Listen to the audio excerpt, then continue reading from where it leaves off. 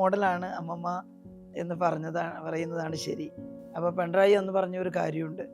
ഈ വസൂരി രോഗമൊക്കെ വന്നപ്പോൾ നാട്ടിൽ നല്ല ധൈര്യത്തോടു കൂടി ചെന്ന് അവരെ ശുശ്രൂഷിക്കാൻ തയ്യാറായിട്ടുള്ള ഒരമ്മമ്മയുടെ മകളാണ് ശൈലജ. അവര് ഈ ആരോഗ്യ വകുപ്പിൽ പ്രവർത്തിച്ചു എന്നുള്ളത് കാലത്തിന്റെ കാവ്യനീതിയായിരിക്കും എന്നൊക്കെ പറഞ്ഞിട്ടാണ്. ഞങ്ങളുടെ അടുത്ത വീട്ടിലെ ഒരു കോരൻ എന്ന് പറഞ്ഞ ആൾക്ക് അദ്ദേഹത്തിന് അന്ന് 18 വയസ്സേ ഉള്ളൂ. അമ്മമ്മക്കാണെങ്കിൽ 24 വയസ്സോ 25 വയസ്സോ മറ്റേ ഉള്ളൂ, ചെറുപ്പം.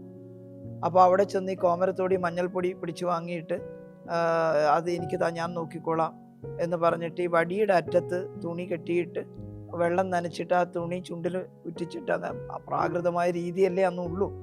അപ്പോൾ അങ്ങനെ കൊടുത്ത് ചുണ്ട് നനയിച്ച് വെള്ളം ക്രമേണ ഇറങ്ങിപ്പോയപ്പോൾ തൊണ്ട നനഞ്ഞ് ഈ തൊണ്ടയുടെ കുടുക്കമൊക്കെ പോയി.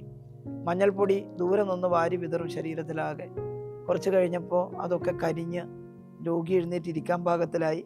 പിന്നെ ഈ കുരുമുളക് കൊടിയുടെ തണ്ട് അത് അടുപ്പിലിട്ട് വാട്ടിയെടുത്തിട്ട് അതിൻ്റെ വെണ്ണീരൊക്കെ കളഞ്ഞ് കഴുകി അത് കല്ലിൽ വെച്ച് തേച്ച് നടുക്കത്തെ കുറ്റി അങ്ങ് പറിച്ചു കളഞ്ഞാൽ നല്ല താളിയാക്കാം.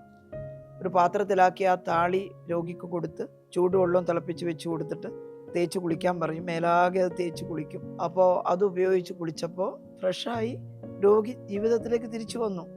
ആ കോരേട്ടൻ മരിക്കുന്നത് വരെ ഞങ്ങളുടെ വീട്ടിൽ നിത്യസന്ദർശകനാണ്.